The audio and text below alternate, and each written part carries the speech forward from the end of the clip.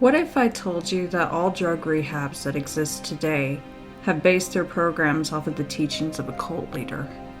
Welcome to the basic facts of the Synanon Cult. Let's start with Dietrich joins Alcoholics Anonymous. Charles Edwin Dietrich was born on March 22, 1913 in Toledo, Ohio. But only 4 years later, Dietrich would lose his father to a car accident. Dietrich would later claim that in his teens, he started drinking and became an alcoholic. Dietrich would graduate high school, then attend Notre Dame, but he would flunk out after 18 months. Dietrich would end up working as a traveling salesman and eventually became a sales executive for Gulf Oil for 9 years.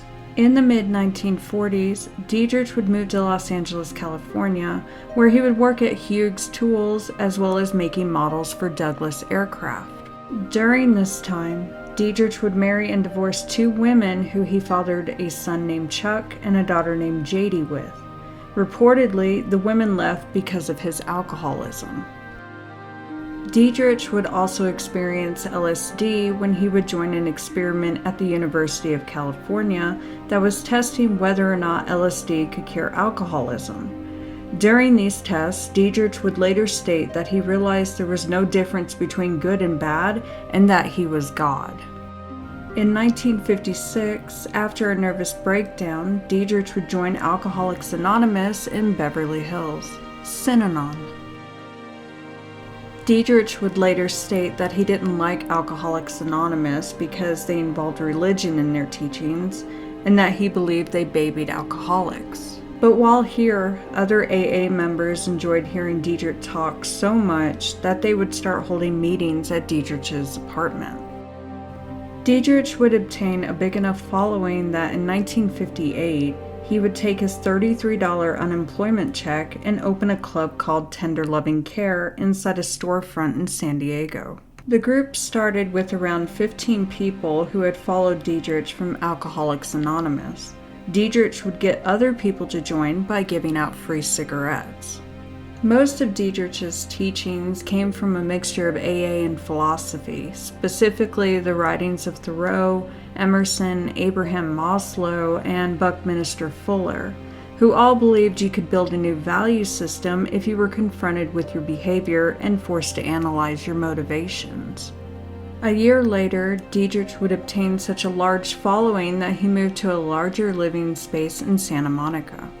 It would be here that the group would begin to go by the name Synanon, allegedly coming from a member who mixed up the words symposium and seminar. Lifestylers. Along with the growing amount of members, Dietrich would appoint a handful of people as leaders, including Wilbur Beckham, a recovering drug addict, and Reed Kimball, both a recovering drug addict and former drug dealer. When you joined Synanon, you weren't allowed to leave until you graduated, which normally took around 2 to 3 years. Before Synanon, most drug addicts would be thrown into prison without rehabilitation. It was around this time that Dietrich came up with what was called the Synanon game. This game allowed members to verbally abuse each other as a form of attack therapy. Dietrich would state that it was designed to strip down a person's defense mechanisms and uncover the real person behind their mask. But later on, it would be revealed that the game was actually a brainwashing technique to strip people of their identities and manipulate them into obeying Dietrich. After setting up shop in Santa Monica, a legal battle ensued with local residents when they found out the group didn't have a license to be running what was technically a hospital. Dietrich would end up spending 25 days in jail, but this incident would put Synanon in the spotlight and make Dietrich a martyr. So much so that congressmen, senators, movie stars, authors, corporate leaders, and civil rights groups began to show support for Synanon. These people would put pressure on California Governor Pat Brown, who in turn would pass a bill that made Synanon exempt from health licensing laws. In the mid-1960s, Synanon would start to accept non-addicts into their group. Dietrich would label these people as lifestylers. But these people were required to donate all of their assets and their salaries to the group, which Dietrich was now promoting as a utopia. Synanon starts a militant group. Lifestylers were also treated differently from the addicts, such as they didn't have to earn privileges and they weren't forced to play the Synanon game. Addicts were also forced to work for free for Synanon's advertising sales business, where they would go to businesses and sell embossed pin sets and key rings that promoted the group. During this time, Dietrich installed speakers throughout the numerous compounds that broadcasted his speeches 24/7. On November 28, 1963, Dietrich would marry Betty Beckham, a recovering heroin addict and Wilbur Beckham's sister. In 1965, Synanon would be so popular that a movie would be made about it. But in 1968, Dietrich would make a very important rule, telling current members and new members that Synanon was now a lifetime commitment, that no one would be graduating anymore. Dietrich would also put together a militant group within Synanon, stating that outsiders were attacking members. Dietrich would buy arms and ammunition and have members trained in martial arts and military maneuvers. This group would be called the Imperial Marines, and a smaller group would be the National Guard. Former members have stated that these groups would take trespassers to the basement of the compound and beat them, as well as being sent after former members to do the same to them as well. The Church of Synanon. In the 1970s, judges and probation officers began to assign troubled juveniles to attend Synanon, although the group was never licensed as a juvenile care home, and former members state that no one ever came to check on the welfare of the children housed there.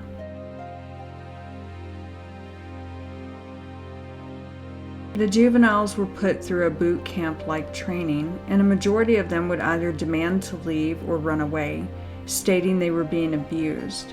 Among the abuses reported, one girl stated, "I was always being hit. If I didn't run in basic training, I was hit. If I didn't exercise wrong, I was hit."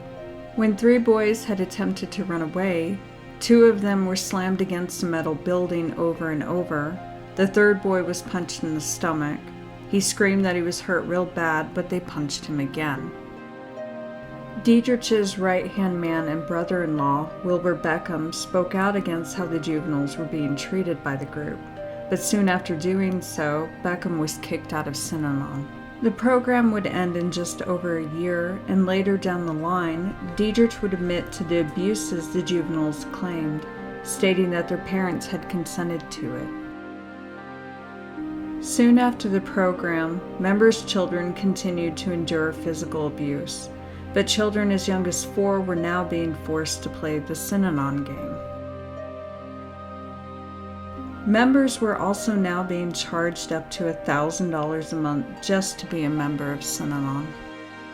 And because of this money increase, in 1974, the IRS began to investigate the group, prompting Dietrich to suddenly declare that the group was no longer a drug treatment center, but now the Church of Synanon. Paul Morantz and the rattlesnake. With this change came another. Dietrich was now giving members permission to be violent towards outsiders. This allegedly came to be after some members were beat up by outsiders. Dietrich would start having patrols of armed guards walking the property all hours of the day and night. This would cause many loyal members to try and leave the group. In 1975, 6 members would be arrested for beating 2 men who had been told they had come too close to the compound. In 1976, Synanon was making around $8.7 million a year.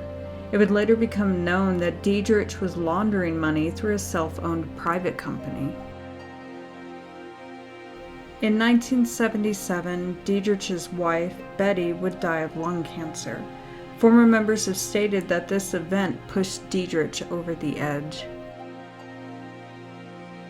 Dietrich began to change rules, one stating that all males over the age of 18 had to have vasectomies, and any women who were pregnant had to have abortions because babies were no longer allowed in Synanon.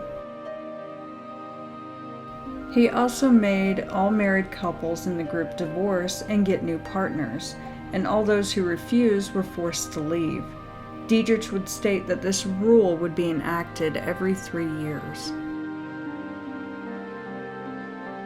Shortly thereafter, the 64-year-old Dietrich married a 31-year-old member named Ginny Shoren.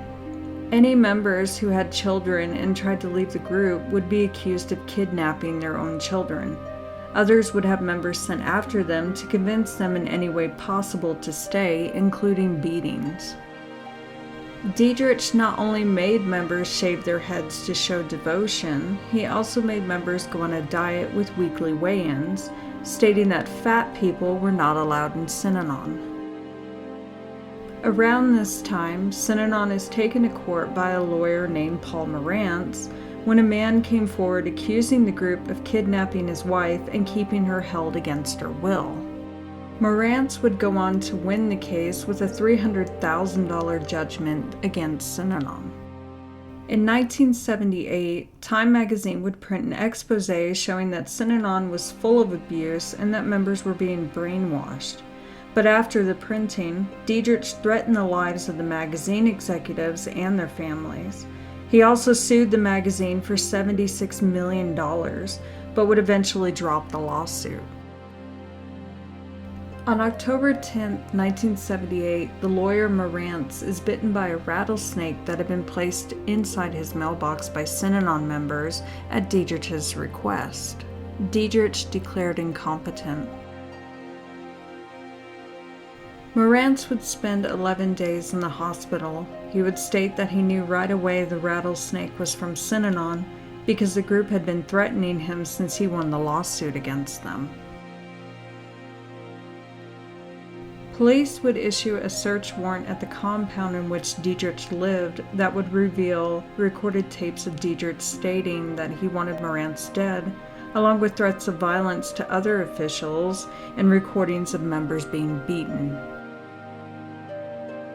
By the next year, Dietrich was publicly seen drinking alcohol again, stating that he was only an advisor for Synanon now, and that his daughter Jadie was in charge. On December 2, 1980, Dietrich is arrested in Arizona on charges of conspiracy to commit murder along with 2 members of Synanon that placed the rattlesnake in Morantz's mailbox.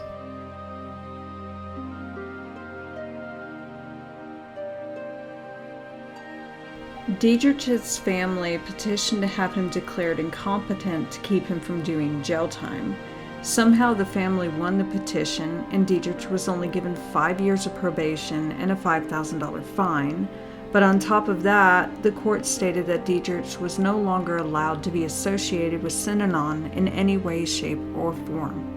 Synanon in Germany.